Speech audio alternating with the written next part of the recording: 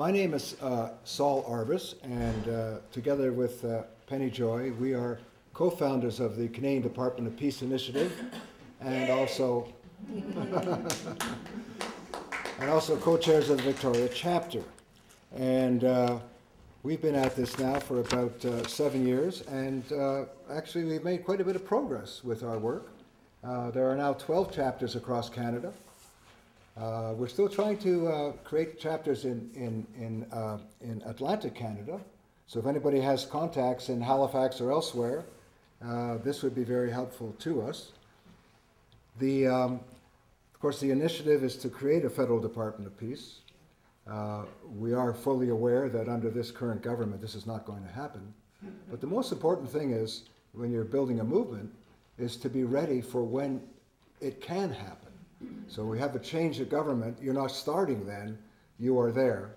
And you know that all parties are familiar, and all MPs are familiar with this initiative. And in fact, we have before Parliament now a private member's bill, the Department of Peace bill, which was introduced by a member of the NDP, seconded by Elizabeth May, and the first co-signer is a Liberal member.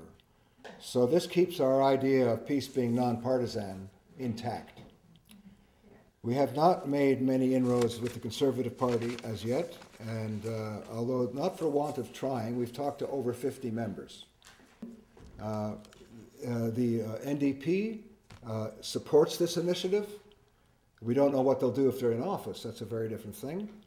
The Green Party, extraordinarily, in their policy, has called for a replacement of the Department of Defense by the Department of Peace. Yay! Which is extraordinary, really.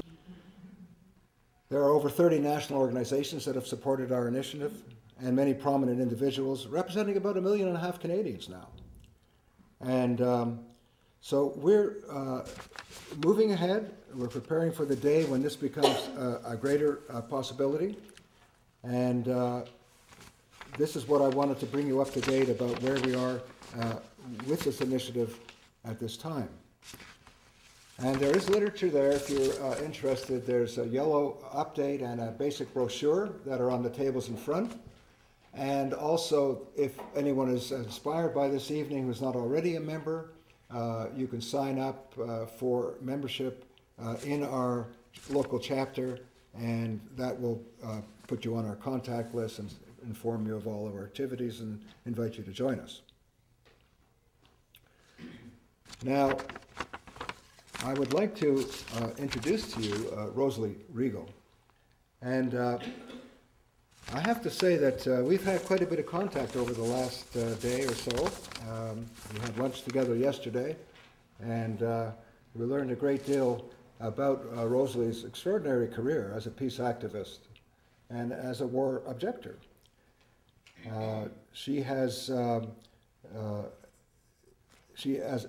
an author, as a peace activist, as an oral historian, she has taught English for 33 years at Saginaw Valley State University and now is an emeritus professor from there. She co-founded 2 Catholic worker houses in Michigan and participated in Catholic worker nonviolent resistance and has been arrested in several low-key actions in Nebraska, Nevada, and Washington, D.C. And most recently, there was an event in a protest that happened around the drones, which, as you know, has become happily a very hot issue now here in, well, not so much in Canada, except the question of whether we purchase them or not is definitely on the agenda here. But as you know, in the United States, domestic use has been authorized as well. Not yet armed, right? But that clearly is the next step.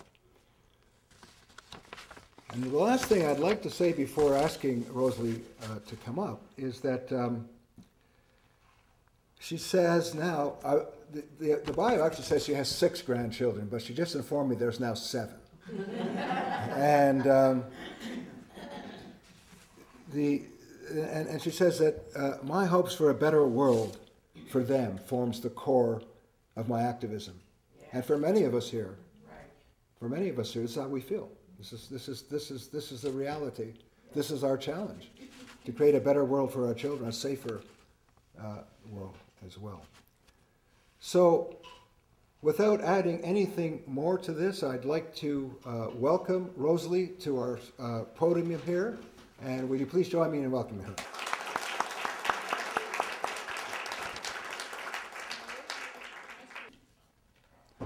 I listened to learn. Shortly after I completed my doctorate, I realized that I wanted to learn about the Catholic worker movement. So I wrote a book about it by interviewing people, and did the same thing with Dorothy Day, the co-founder of the movement. I have one of those here. I ran out of my Catholic worker books.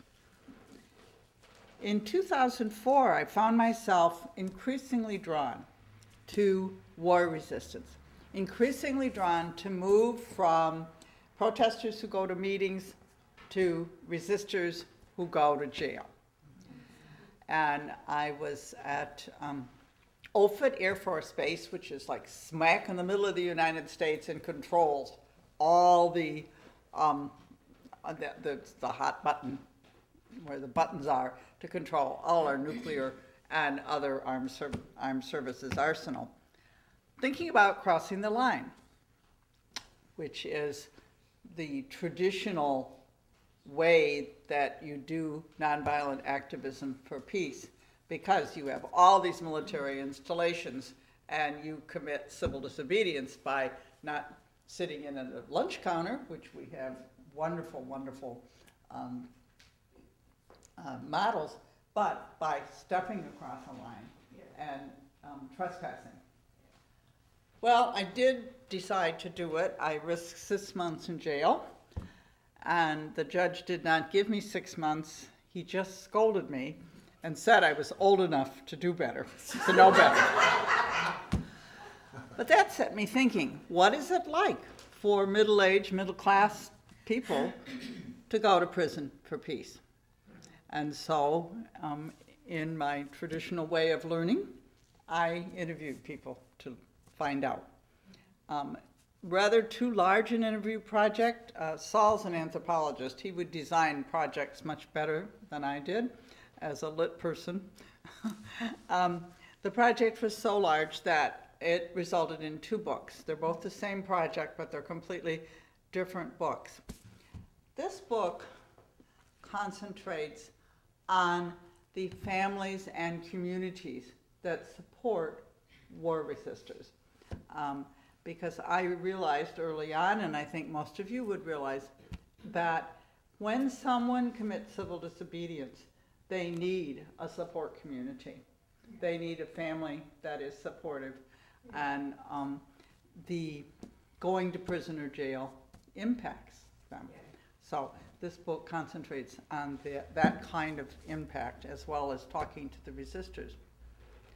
I also wanted to show that, and to give a voice to the fact that war resistance, or serious war resistance that results in prison time, is nothing new.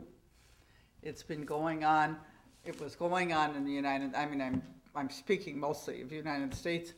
In the First World War, all those people were dead. In the Second World War, Vietnam was when I came into the picture, probably when some of you did, and is still going on. So we have conscientious objectors to World War II, and draft refusers and draft resistors from the Vietnam War. And I tried to document many of the major campaigns of the 70s, 80s, and 90s. This book, the second, which just came out in January, this came out last November, is a little more historical in that it has more of the World War II COs and quite a bit on Vietnam actions. The other interesting thing about this book, and it was accidental, is it has a chapter on European activists, which I think some people find very fascinating. I'm going to tell a few of those stories in a minute. I went to Ireland ostensibly to finish the book, and instead I did more interviews. and interviewed Irish, Scottish, and German peace activists. This is a picture of an action in Scotland coming out of Fastlane. Fastlane is where all the nuclear tridents of Great Britain are. They're not in Great Britain, of course. They're in what some of us would call a colony, in Scotland. And the peace resistors, the war resistors in Scotland, it's all kind of tied up in a nationalism too, because they don't want these nuclear trident submarines in their country, and yet Great Britain does. The Parliament controls it. I'm going to read a little bit about from this group, because I think they're interesting people. But first, let me do a little background on what I mean by serious nonviolent resistance. Many people do what I did. We call it a yogurt bust because you don't get very deep penalties. A yogurt goes down easy, right? It's easy to swallow. If you just cross a line and don't get much penalty, Dan Berrigan calls it a yogurt bust. People who do actions such as these three women that are called Plowshares action do not do yogurt bust. They do serious nonviolent resistance in that they break into a facility and symbolically, mostly symbolically in the United States, beat swords into plowshares. That's the Isaiah chapter where God makes a covenant, "Thou shalt beat their swords into plowshares and their plows and they're into pruning hooks." I'm not doing it quite right, not being a huge Bible reader. Plowshares Action started in 1980. We're a direct outgrowth of the draft file destruction actions of the Second War, where people poured blood and ripped or burned draft files as improper property, as property that didn't have a right to exist because they were death-dealing instead of life-giving. Plowshares activists see nuclear weapons as the taproot of violence. As you know, well, I think all our countries are violent, but the U.S. is steeped in violence, soaked in violence, from, the bombs at the marathon to the tremendous defeats of any sort of efforts of gun legislation to the violence of TV, and, we're just a violent culture. Plowshares activists say one of the reasons is because we can kill everybody so many times over with our huge nuclear weapons stockpile. Great Britain, of course, has a good number of nuclear weapons too, and they're up in Scotland. So these Scottish plowshares have a lot of actions up there at Fastlane. This was probably the most serious one. It happened in 1999, I think. 3 women, Ellen Moxley, a Quaker, Angie Zelter, who's now over in Jeju Island in Korea, trying to keep the U.S. from building another naval base, because now, of course, we're all worried about China, so we're putting all sorts of military hardware in the Pacific, and Ulla Roeder, a Danish peace activist, decided to do a serious action against these weapons.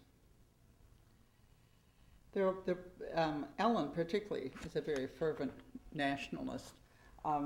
Angie calls herself a citizen of the world. This is Ellen. It was the 8th of June, 1999, a beautiful night on Loch Goyle. Angie and Ulla and I went down to the loch and rowed out to the lab barge called Maytime on a little boat we'd managed to get. Maytime was a computer installation that controlled the communications with about the nuclear submarine activity in the area. We thought we'd be stopped halfway to the barge because it was a nuclear installation, but we got all the way out and climbed up to the deck on a metal ladder. Angie discovered that one of the windows to the lab was half open, so she crawled through and opened the window for Ulla and me. Before I went in, though, I hung our banners. My partner, Helen Stevens, had made a lovely banner which showed a bunch of rainbow people pushing a black bomb into the sunlight. Plowshares Actions always mark their action. They try to show right away that they're nonviolent, and they try to do education with her. So this is the banner, and I love it because it's homemade. These people aren't, they don't have budgets. They don't have, huge computer programs that design things. Her partner Helen made that, bringing crime into the light and showing with their action, bringing the idea forward that first of all that these bombs are here, and second that we have to do something about it. So they went into this barge, and as she said, we went to work, tossed everything in that laboratory out the window and into the lot. Absolutely everything. Computers and fax machines and CDs, everything except the drinking fountain and the first aid cabinet. And when they were arrested, one of the arresting officers said the place looked sterilized. Then we went to the top deck and couldn't get into the office, and so they sat down and ate sandwiches and waited to be arrested. And waited, and waited, and waited. This happens often. So that people don't, the security's really pretty lax. Finally, the people on the shore, their supporters, phoned the press and said, you call the MOD. So they came. They were very friendly. Oh yes, we know Trident Plowshares. I mean, the activists in Europe generally, and this might be true in Canada, I don't know, it's certainly not true in the States, but the activists in Europe are usually treated pretty well because Europe knows war. Europe knows what it's like to be bombed, to be starving, to have their cities decimated. And so they often are received quite gently by those who arrest them. She said, when they came down, we came down to their boat, they were up high on this barge, they made us a cup of tea. We told them what we had done and why, and they were very amicable. But they didn't let them out on bail because they would not promise not to go back. So they were in jail to the trial. However, they were acquitted. This very rarely happens in the United States. We had an important Plowshares trial earlier this week. The sentencing, I thought I would know before I came here, but I don't know what the sentence is, but they're looking up to over 20 years. They were convicted of sabotage. That is an 82-year-old nun and two others. Yes, an 82-year-old nun, Greg Najir Obed, whose wife, I interviewed both of them actually. I put his wife's story in this book because she went to prison, and Greg and his community took care of her children while she was in prison. And I think some people think, well, mother going to prison? Mothers think it's important, as Saul said in the introduction, to create a world where their children are free.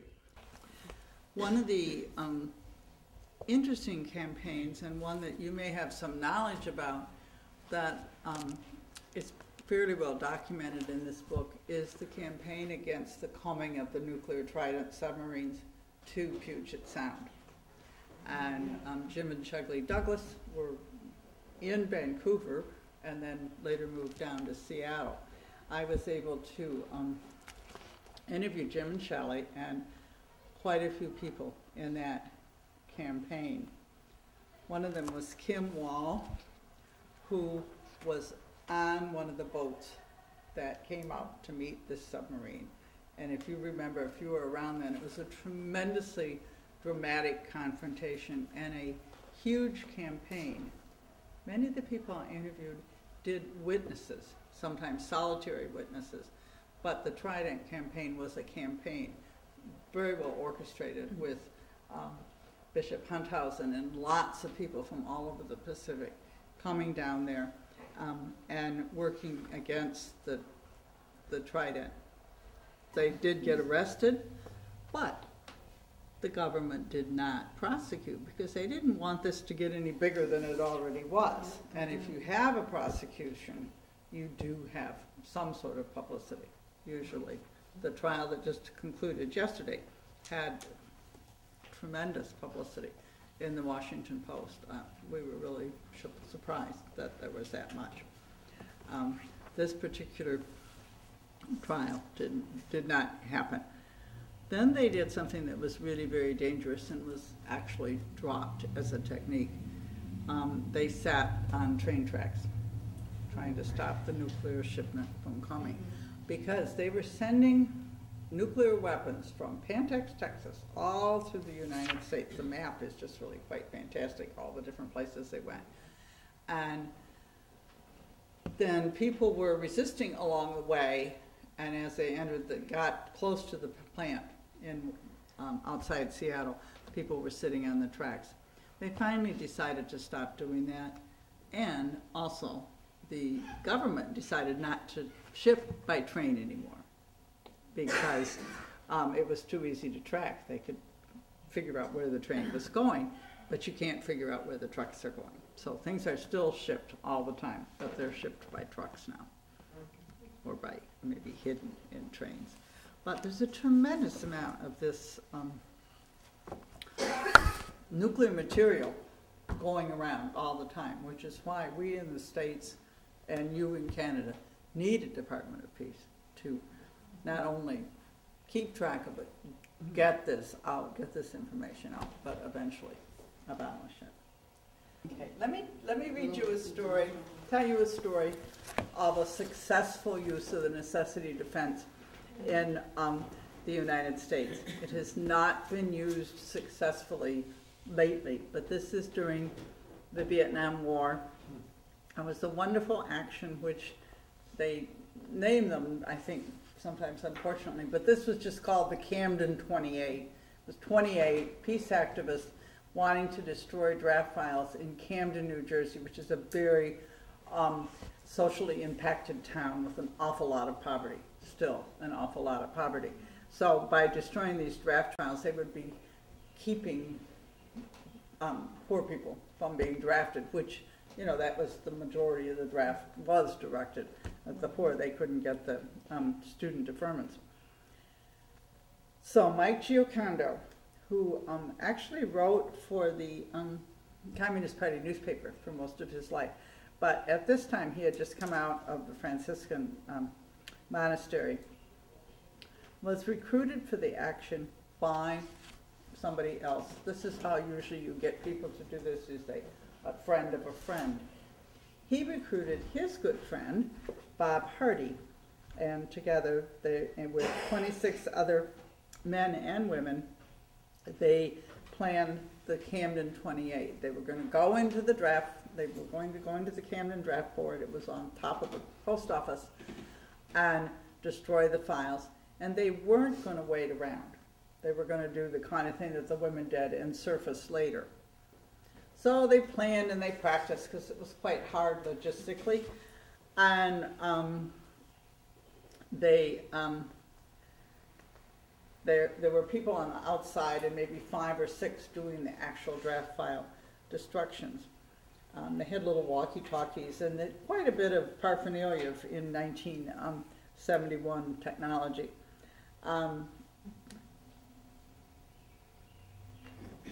They were in the draft file doing their action, and all of a sudden Mike heard, "Freeze, it's the FBI." He said, just like the radio programs when I was a kid. At first I thought it was some kind of a joke, but there they were. I was tearing up records and they came up and grabbed me. The FBI here, I mean, I just couldn't believe it. They had been infiltrated. So they had a trial. And one of the things, well, they call it, Justice Brennan called it the trial of the century. One of the things that happened is that during the trial, Bob Hardy went over to the defense. He had been a witness for the prosecution and was the FBI's witness. And he said, you know, the FBI lied to me. They said if I did this, my friends would not get prison time, that they would get off.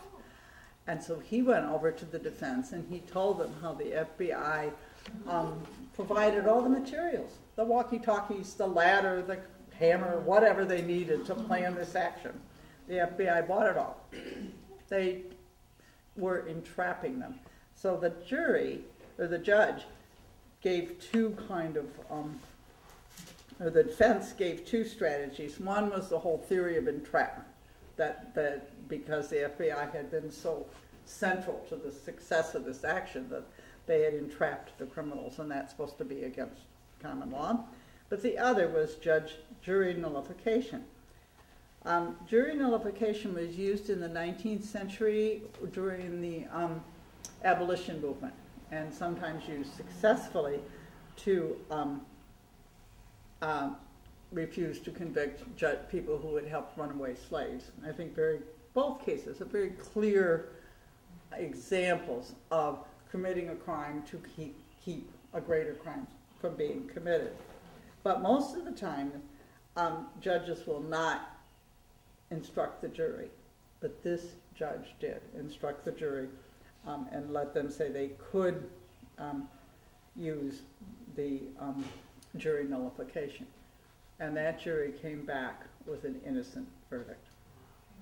I want to end with something a little more positive, because I'm not very positive most of the time. In some ways, I think, particularly the second book, I wrote it to sort of give myself some hope. And the last thing I put in the book, I put it in as an epilogue, was by Grace Paley, the late Grace Paley. She died shortly after I interviewed her of breast cancer. And she says, I'll tell you one hope I have. The time before this latest Iraq war is the first time in history that every nation in this new world was opposed to us beginning a war. There have been lots of times when we've tried to stop a war, but never a time when we had so many people trying to prevent a war from happening. Remember that. That's what I tell the kids. In your time, this happened. For the first time, all the nations on the earth said, don't go to war. What war was that? We have to remember that. Now, they still went to war. They didn't listen. But we have to get that togetherness, that movement going again.